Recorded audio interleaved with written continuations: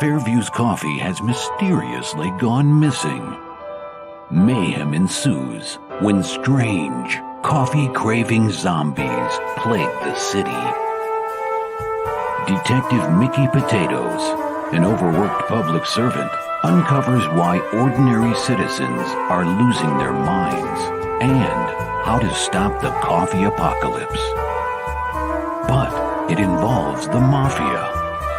And when you're dealing with mafia crime families, nothing is ever easy. The mafia controls everything in the city, including the police, including him. If he breaks the mafia, they will break him. So, the city is without coffee. The city is burning before his very eyes, but he's powerless. Detective Potatoes has the power to stop the coffee apocalypse, but if he does, he could lose everything.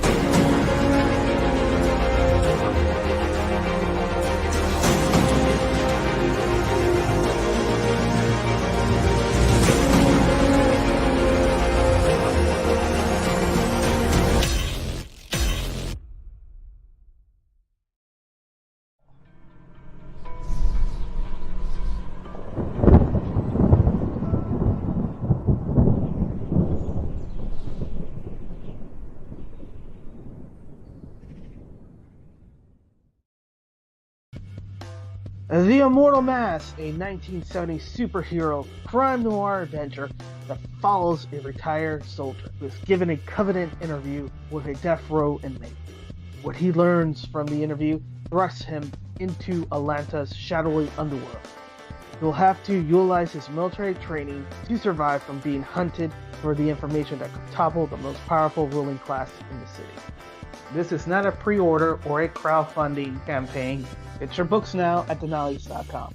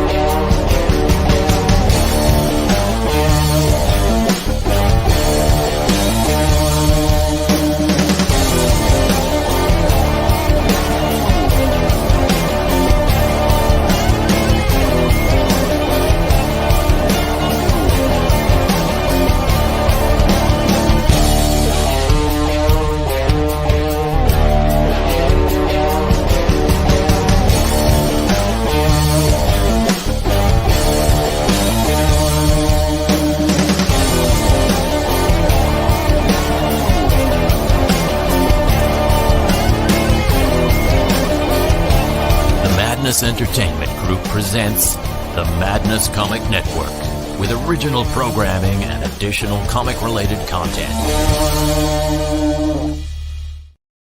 25 seconds to curtain, folks.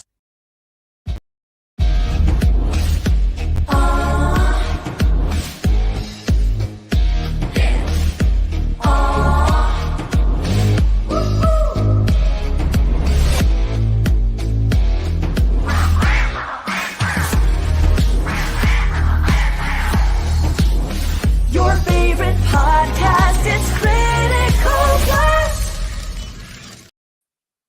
Is it showtime yet? Did we take up the entire hour with preview videos here?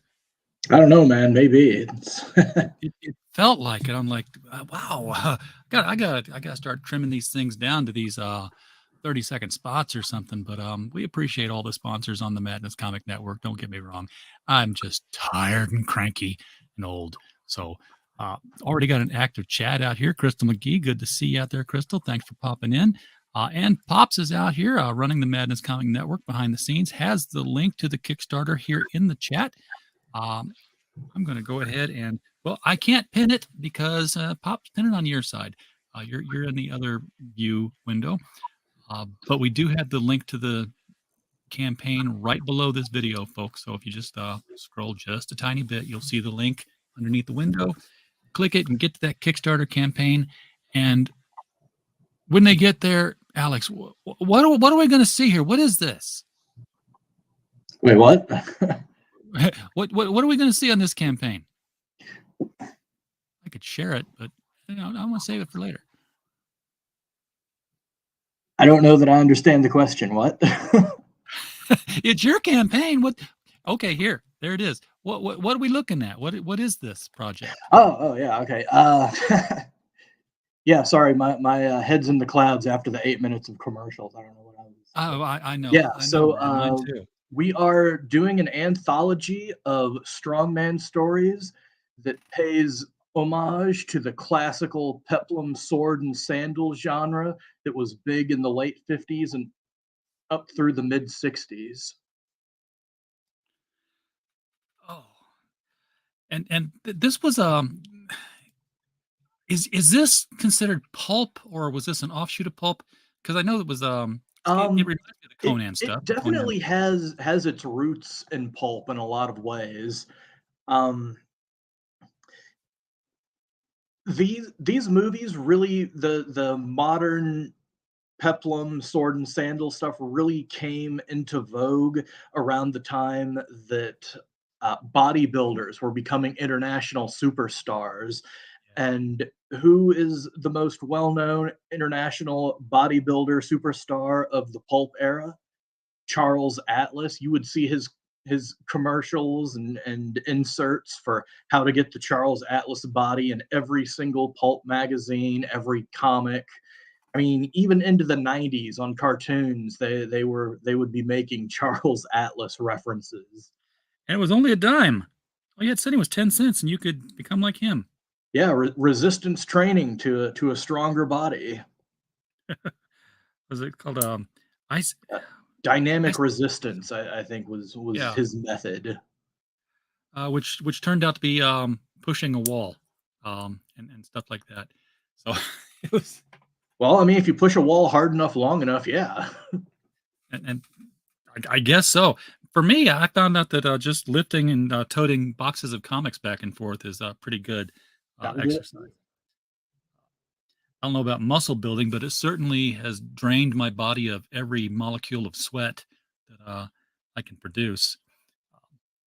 I was working the other day, and Jason Hunt from Sci-Fi for Me TV was with us, and he commented that it looked like I'd been pushed into the swimming pool with all my clothes on. Because it gets humid down here in Arkansas when it gets hot. Oh yeah. Yeah, I've seen a lot of these type of books at local small bookstores we've got here, and there's one series I've seen several different installments of, I guess, and I've never picked it up to read it because it just looked too out there. I think it was called Blade, and maybe you've heard of it. It's just it's an Earth guy, but he goes through this dimensional portal every issue, every story that some scientist built up, and goes into Dimension X. And whenever he arrives there, he's naked for the duration of the story. and that's how they draw him on the covers. Not even a loincloth. He's just, turned to the right angle, and every single muscle in his body has been injected with Rob Liefeld potion. Yeah, no, I haven't seen any of those around, but all of our local comic shops have closed down anyway. So Yeah, well, these weren't comics. These were novels again. The pulp kind of novels, like the Avenger, like the Destroyer. Hey, Mike, good to see you out there, man. Appreciate you popping in. But here's my question then. Since these are text novels, and they existed alongside comics for decades, but how do you get the interest of the reader in something which seems to be such a visually striking hook when you have nothing visual to show? And don't just say, "Well, we describe it." That doesn't work. I mean that's really kind of what you have to do, but it's about being able to convey that action and excitement through words rather than just through pictures.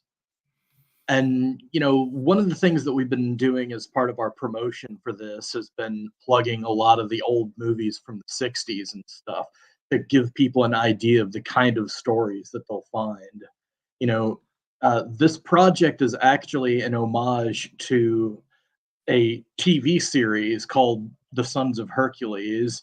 And what this TV series did was it was a syndication package where they bundled up and redubbed a bunch of Italian sword and sandal action movies, Okay. and they sold them to networks to run as Saturday morning or Saturday matinee programming blocks. You could watch either a movie across 2 hour long installments, like see the exciting conclusion next time, or they'd show the whole movie at once. But a lot of these movies are now free to watch on YouTube. Just look up Sons of Hercules, and you'll find all these classical sword and sandal peplum strongman movies. And so in our run up to this, we've tried to gin up interest in the films that really inspired this collection. I guess the Steve Reeves Hercules film would fall into that category as well. Then. Yes, the Steve Reeves Hercules film is actually what kicked it off, because throughout the early 50s you had this rise in the big budget costume epic, just huge spectacles. But at the end of the 50s, you were also, like I said, seeing the rise of the international superstar bodybuilder, and this Hercules movies just kind of comes out of nowhere and just the biggest thing, and there was like, we've got to recreate this success. So they started giving lead role jobs to these bodybuilders in these costume epics, and having these basically superhero films starring these really strong, ripped bodybuilders. So they do these amazing feats of strength and daring. And it basically kicked off a superhero boom of a sort in the 60s. But it really goes back to that Steve Reeves Hercules movie. Would you say that movement culminated, I guess, with the with the Schwarzenegger Conan film, or did it drop off before It then and come back? the the the major boom in it lasted from about 1958 through about 1966, but the Conan movies were part of a revival of this. You were getting the pulp revival of the 1970s, where there was a renewed interest in writers like Howard, and you had all of the Conan comics, and the Tarzan stuff had been around forever. um, but there was the renewed interest in the 70s, and that translated into some movies, and eventually the Miller's Conan, and that kind of kept on going on and even revived it to an extent. In the meantime, though, you did have some things like Jason and the Argonauts, Oh yeah. Clash of the Titans, that really sort of pay homage to this genre. So it's there is a continuity, but the area that we kind of focused on thematically was the 60s. Okay. JR in the chat's got a funny companion piece for this. The book would be The Mighty Half Brothers of Hercules, because, yes, Zeus did like to go after a little strange something something on the side a lot. It would make an interesting anthology, I suppose. But this anthology has a lot of people here that I've never heard of. A lot of people whose names start with M, which seems to have been a strong sounding consonant beginner, I guess. Are all of these characters pre-existing characters? Actually, no. We Okay. have a mix of pre-existing characters, some new IPs, and a few homages to some classic characters from the 60s who were public domain. Machiste, for example, is actually a public domain superhero. He was one of the main guys of the 1960s revival, but that character actually goes all the way back to the silent era from in 1914, where the character was the star of something like 26 or 27 silent films. Oh wow. Yeah, And these were all again, a big strong man doing feats of strength with rigged props probably, but yeah. It's kind of funny how it started out. The first Machiste movie was a costume epic about the Punic War called Cabiria, and the character Machiste was a sidekick of the hero. You know, he was the big, strong slave who followed the Roman hero around anytime he needed like bars to be bent or something really heavy lifted. The slave character would bend the bars, lift the rock, throw the Phoenicians down the well or whatever. And he was really the breakout sensation of the movie, but they were like, okay, what can we do with this character? We're not going to just keep making a bunch of movies about the Punic Wars. So what they did in the sequel is they're like, what if we move this kind of to present day?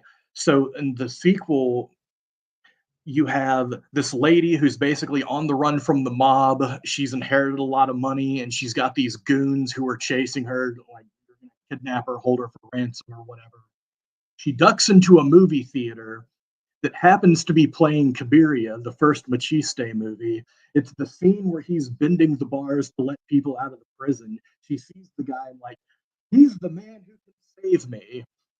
And so she tracks down the actor, who happens to be Machiste as well, and says, "Help me, Machiste, you're my only hope." oh, And I so thought you were from, going to from say there, the Last you Action end Hero up there for a with minute. this sort of superhero franchise. It's sort of Buster Keaton style action, physical acting, kind of action comedy movies. A lot of cool practical effects, but it's really one of the first superhero franchises in film. And like I said, they went on to make about 27 movies starring this character played by the same actor, Bartolomeo Pagano. Now, I'm reading the list here, and one of the characters is Heracles, which I thought was Hercules, but what is this different? Just same name, different character, or how's that working? Well, and because this anthology is a Sons of Hercules anthology, in that particular story, he is a descendant of Hercules in a far, far future post apocalyptic setting. Oh, so they're not all going to be set back in Ancient of Days type places. Yeah, no, actually, that cover story is another post apocalyptic story that takes place. And I don't know if you've been in Little Rock, but, Boyle Park. There's a Yeah, little really. Easter egg for anyone who's from around here. I know not to go there too late at night. Yeah.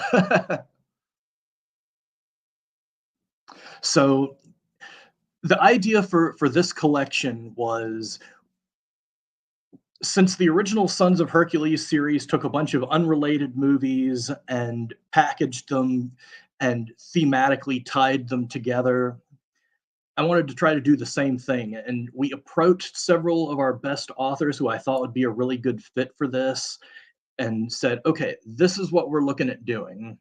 You can either come up with a new character, you can use one of your existing characters if you're willing to work them into the template of being a son of Hercules, or you can use a public domain hero. And so we had 5 authors who created original characters specifically for this anthology. We had 2 people who did unique takes on Machiste, and we also had a full-length novella from Mark Mellon of his Melkart character. We have published a couple Melkart stories so far in Cirsova magazine, but he was a perfect fit for this anthology. His premise is he's this warrior trader from Phoenicia who, he'll be on his caravan trying to take his gold, copper, trinkets, whatever, from point A to point B. And of course, crazy stuff happens when he arrives. One of the stories that we run in the magazine, he washes up on an island ruled by a wizard who has a brass automaton. In another story, he shows up with his caravan and he just happens to arrive at the same time a giant crocodile monster has declared himself a god. In this particular story, he shows up at the Pontus and is greeted by King Mithridates, who, if you know anything about classical history, was obsessed with poisons and poisoning people. So he tries to con Melkart, poisons him, and throws him into the mines. And so he's like, well, I'm going to go get my revenge. And he leads a slave uprising to get his revenge. And this would be Melkart in his image here, then fighting that crocodile. That is actually Maxis. That's okay. That's the Maxis in the Lake of Blood story. The one where Melkart fights a crocodile is in an issue of Cirsova from last year, I think. And the first time I saw this, I thought, oh, he's fighting a crocodile. But now that I see the bigger picture, no, he's not. He's fighting some sort of humanoid crocodile creature, it looks like. Yeah. So there'll be lots of there are going to be lots of big monsters. I mean, that story, the guy's fighting the weird crocodile monster thing. In another story, one of the sons of Hercules is fighting a giant praying mantis. In that Melkart story, he's fighting a cyclops and a manticore at different points in the story. So, if you like guys fighting big monsters, often with their bare hands, we're going to have a lot of that. I'm digging it. Yeah, this is now. This is another cover. This is this Michael Tierney's character? Because I know it's his artwork. Yeah. This is from. I don't know if it's necessarily his character, but he does have a story in this. This is some good looking stuff here. Michael's cover is exclusive to the hardcover. On the hardcover, we have a reversible dust jacket, so you can flip it either way to have whichever one you want be the front cover. Yeah, and these covers weren't complete just by having a muscle man on there. There was also having to be some sort of barely clad woman hanging onto his leg or fighting alongside him, or being dragged away by whatever monsters were there. That's what made it. It was eye appealing all the way around. Definitely. So you got a couple of different reward tiers on here. 3 to be specific. So it's a very easy choice to make here, folks. You can You can get the ebook for $3. That is a deal, because how many pages is this, Alex? You know, offhand?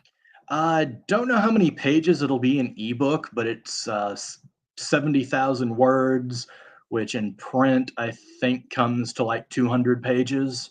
Yeah, it's a big book.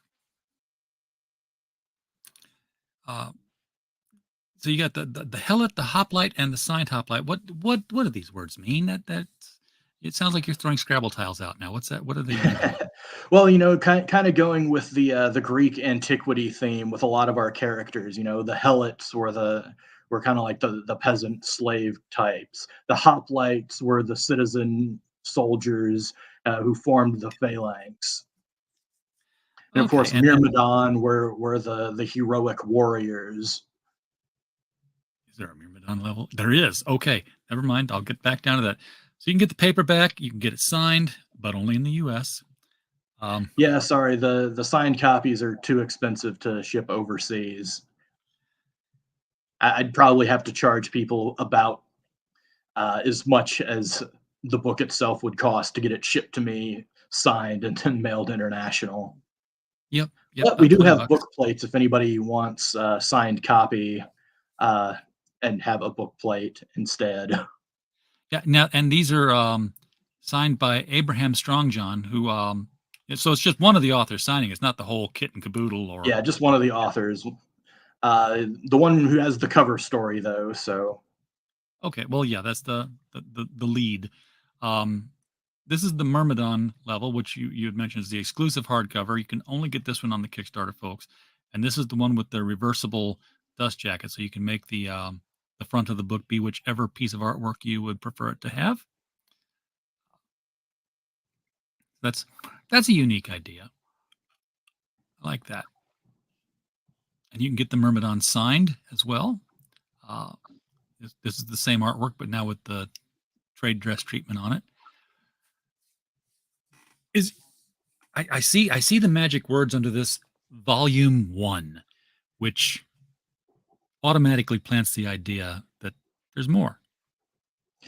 Yeah, well, we would love to be able to spin this off into its own thing. It's kind of an experiment right now. But all of these characters, there's no reason that they can't come back and have more adventures. I know at least a couple of authors are already working on sequel stories for future volumes. Now, one of the things that we did a little bit different this time is, since we're doing this so close to our open submissions period, we got the stories on spec, which means the authors agreed to let us use their names and the stories without paying them first. Okay. On the condition that we hit our Kickstarter goals and have the money to pay them, we will cut the checks and print the books. Got it. So guys, we want to hit this goal. We want authors to get paid for their work, right? We don't want the thing to get canceled and them have to shop it around somewhere else. And this is a cool idea for a collection if you like adventure stories. This one stood out to me when I saw it. You got patron tiers where you can advertise in the book. Now this does go back to some of the old pulp paperbacks, because I've got Destroyer novels, original first prints, where there in the middle of the book is a tearaway advertisement for cigarettes, cigarette coupons. Yeah. So this is for if people really want to help us out and support this book. For $100, you can get a full page ad that'll run in the back of the book, all the formats. It'll be in the ebook, it'll be in the paperback, it'll be in the hardcover, it will be in the paperback and ebook while they stay in print on Amazon. So your ads will be there essentially in perpetuity.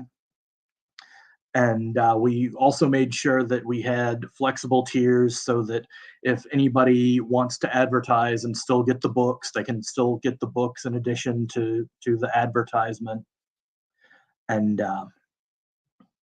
that defrays some of our costs and lets us be able to set aside some more money for when we hopefully are able to do a second volume of this. Yeah. That messes with your shipping, though, right? Because once you've got paid advertisements, you can't go media anymore. Shh, don't tell anybody. Oh, No, it doesn't mess with our shipping. Okay. I mean, if we included inserts and stuff, that's different. Yeah. But we're not including inserts. So Okay.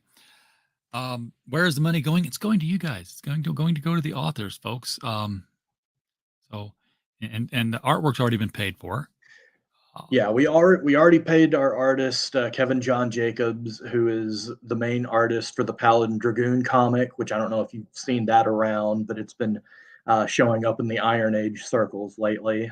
He did the main cover for it, and everything has already been run through all of our edits. We hired our regular copy editors to do the copy edits on this, so everything is ready to go. So if it funds, like, we don't have to wait for anything except for just, we cut the checks to the authors and get the books printed. Well, you're a little over halfway here, so um, viewers out there in chat land, share this video out. Let some people know what's going on here. And if you're looking for something to read, what are the dimensions on this book? Is this like a pocketbook or a larger trade paperback size? I mean, how? It's trade size. It's 6x9. Okay. Okay, so you're not going to stick it in your back pocket like you would one of the older pocketbooks you would get. And Yeah, we decided to go with a standard trim size on this just to make it easier for shipping and handling, and just make our logistics a little bit simpler. plus, you get a bigger version of that beautiful artwork for the cover. So Yeah.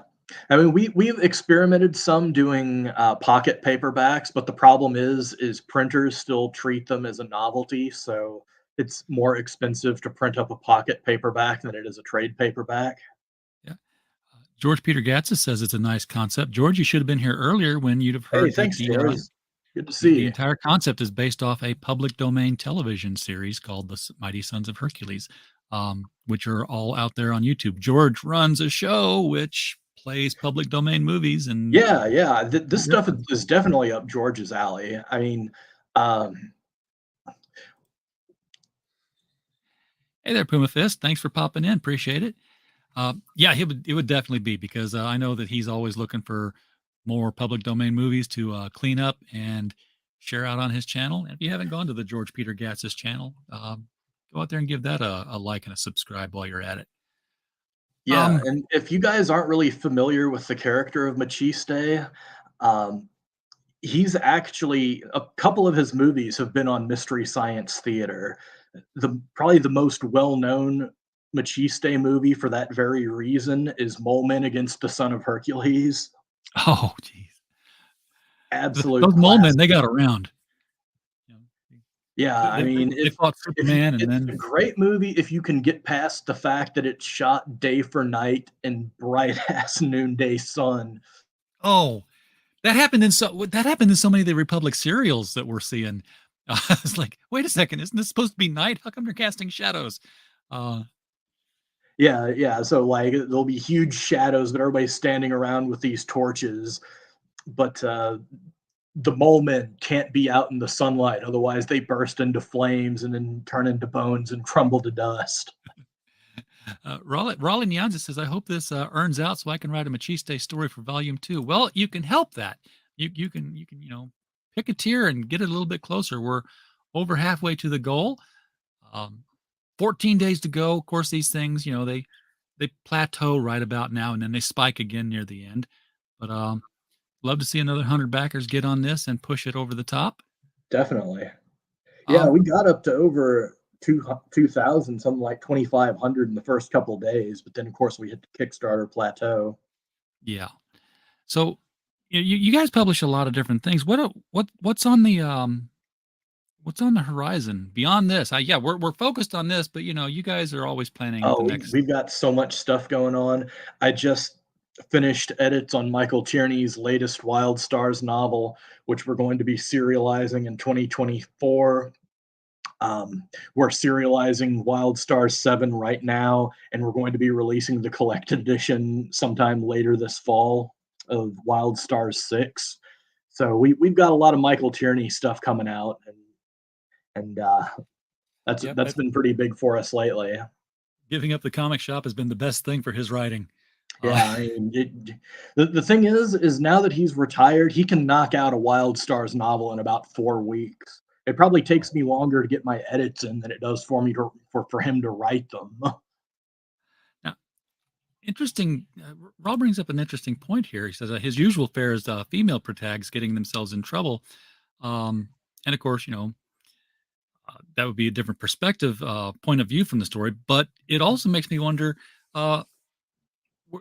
would you be open in a future anthology to daughters of Hercules? I mean, does it always have to be the strong male protagonist? Can you have like a Red Sonja type character? I haven't encountered enough authors who could successfully write that sort of character for me to really want to open the door to that. Yeah, because I mean, other than Red Sonja and Xena, there really weren't movies along that lines, were there? I mean, you can count Wonder Woman. Yeah, there was the Amazons movies based on that Charles Saunders book. Okay, yeah, there was that. Usually they all lived on other planets. There were Amazons on Venus, Amazons on the moon. Different thought. Okay, well, we'll just table that for another discussion some other time. I had a question on the tip of my tongue, and then I got distracted by the thoughts of strong women in chainmail. Yeah, but women in chainmail that are super strong get in my head, and then I'm like, I was thinking something. I feel like that's a genre that works better in comics. Yeah, I think you're right. And most of my experience, writers who tend to try to write female protagonists in this vein tend to focus too much on trying to oversell the idea that they're as strong as any man. They could best any man in a fight. They're very, very strong, not like all the other girls. I like I said, I haven't come across any writers just in my submissions generally who could pull off that sort of character. And that's not to say we haven't run a lot of series with female protagonists. I mean, we run Louis Sorensen's Darla of Deodant stories. We've been publishing those since about 2017. And also, of course, Cat from Mongoose and Meerkat from our Jim Brayfogle stuff. But it's a different kind of story, and we're looking to do something really specific with this to try to bring back a very specific archetype.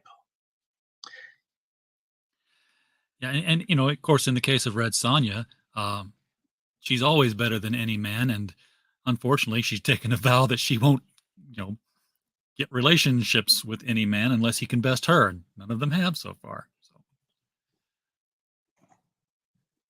Was that Howard's idea, or did that come up in? No. Red Sonja was actually, I think, a Roy Thomas creation. Yeah, because there was a Sonja with a Y in the Howard books, and then there was Sonja except with a J. she was not a part of the canon universe. I always feel like she was, but no, she was like, I think, 19th century Polish or something. Oh Lord. Okay. Totally not there then. Yeah. Basically, they got the rights to have a character named the same thing as a Howard character, and because they had the Conan and Howard license at the time and wanted to use her in crossovers, they did some weird rights and trademark finagling. And made it happen because it was comics, and that was the visual medium where like you said, it would work best there. Yeah, and the sort of comics that are also kind of an inspiration for this project, the old Western publishing books from the 60s, The Mighty Samson and Magnus Robot Fighter. Oh God, yes, I love both of those. Yeah, because I mean, Mighty Samson is basically let's take a Machiste character and stick him in post-apocalyptic New York and have him fight mutants. While Magnus is let's take a Machiste character and stick him in a high-tech future where he has to fight robots. Yeah, and it was, it wasn't a lot of variety because it was, what's he going to do? He's going to fight robots. What kind of robots? Different robots this time. But they were so well drawn. I want to say it was Russ Mann that was doing those, or doing at least some of those. But yeah, if you haven't seen the Mighty Samson or Magnus Robot Fighter comics, folks, dig them up. If you can, absolutely pick up some Mighty Samson. You can find beaters relatively cheap if you don't mind. They're going to be about what you would pay per issue for a high quality comic from another era. So between $4 to $8 for a reader copy, but they're absolutely worth picking up. Yeah. Well, speaking of books that are worth picking up, folks, we're talking about the Mighty Sons of Hercules tonight, and it's an anthology, so you're going to get a handful of stories in here. I love anthology books because you start a book and it's a commitment. You get an anthology like, oh, I'm just going to read a story and I can put it down and come back and read another story later. You don't feel that obligation to keep turning pages until you're just exhausted and have to quit. And this is something that my mom was telling me, just the other day. She's like, you should really market this to women, because I found out that my mom was a fan of the Sons of Hercules TV series when she was a kid, and so these are essentially romance stories where a big strong man saves the day, usually saves a woman, sweeps her off her feet, saves her from the bad guys in perilous situations. It's not just musclehead action stuff. It's got a touch of romance to it. Yeah, well, that makes sense. I mean, think of all those Fabio covers that used to adorn the shelves. He was a well-built man and was always, sweeping the woman off her feet, even though the woman was the lead of the story. Mike Walters reminding us here that as the top of the hour approaches, folks, be sure to pop over to the mic stand for everything in the niche news. Get everything you need to know about anime, comics, and professional wrestling through the mic stand Monday through Thursday. And, of course, on Friday nights, the comic book historic retrospective, where we go back in time and read the Golden Age comics online, out loud, doing voices and sound effects. It's just a lot of fun if you're wanting to find out more about the Golden Age characters. Alex, is there anything that I haven't covered about this that you'd like to make people aware of about the Mighty Sons of Hercules collection? Well, not specifically about this, but if anyone is interested, we are taking submissions for Cirsova magazine starting next month. So if you are a fictioneer of any sort, if you write adventure fiction, anything thrilling, swashbuckling, romance, even some horror, go ahead and send it our way. We are accepting stories from about 2,000 words to up to about 10,000 words. We will be open from August 1st through August 7th. We pay 1 penny and a quarter per word thereabouts, which qualify as semi-pro rates. So, you send us a 10,000 word story and we buy it, we pay you $125 for it. Hey, that's a deal. Where would they send those to, Alex? I'll put the link in the chat. Oh, you can, what we recommend is go to our website, cirsova.wordpress.com. Up on the top menu, there's an item that says submission guidelines. Be sure to read those. Those are very important. And our contact information will be at the bottom of that page. All right. So, folks, I put the link there in the chat. It is right here. If you want to pause the video at this point and say type it in, because I didn't see the chat because I'm watching it on replay, go there and hit that submission button. And like he said, read the guidelines. Lord, I've got so many I've been there, Alex. We open for submissions as well. We're wrapping up. We finished the reading period, so now I'm going through and culling the better stories from what we did get for the Monsters Next Door. And yeah, sometimes we get some good stories. We had a lot of good stories come in, but it didn't fit the theme. Some of them were like close to the theme. We're like, yeah, we're going to say this doesn't quite fit. And some of them were just wildly off. It's like, did you even know what the book was about? Yeah, we're actually pretty flexible in the kinds of stories that we buy, but still we end up with a lot of submissions that are just wildly off because people don't read the guidelines. Yes, no elves. Is that your policy, Alex? No elves? No elves. Okay. It's a Christmas Too many people volume. have sent in their crappy Dungeons and Dragons fan fiction, and we don't buy or publish those kinds of stories. So it's easier to just say no elves. Just no elves and Merry Christmas. All right. Well, that was a very bad joke. I need more to drink if I'm going to try to pun better than that. At any rate, we are approaching the top of the hour here, so it's probably a good point to wrap things up. I wish I could say that I had seen the number climb during the show here, that some viewers would have kicked in some bucks, but alas, that hasn't happened yet. A lot of people come in on the replay. We're at an hour of the day where we're competing with a lot of other live streams for views, so people pop in and check things out later. But